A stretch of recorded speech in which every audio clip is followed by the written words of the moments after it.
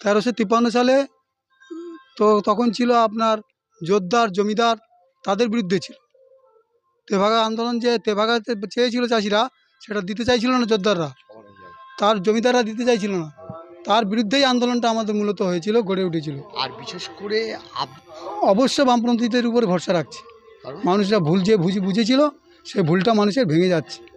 কেন তৃণমূল বিজেপি নয় কেন? তৃণমূল বিজেপি মানে ওরা একই পার্টি, একই দল প্রায়, কারণ নীতিটা ওদের এক, নীতিটা এক, সেই জন্য মানুষ ওদের উপরে ভরসা রাখছে না। সেই বামপন্থী দিকের ভরসাটা চলে আসছে। এবার লড়াইটা কাদের মধ্যে হবে?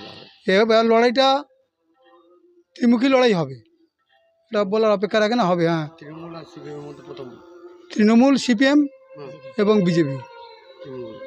হ্যাঁ, তৃণমূলের মূলত তৃণমূলের সঙ্গে সিপিএমের হবে।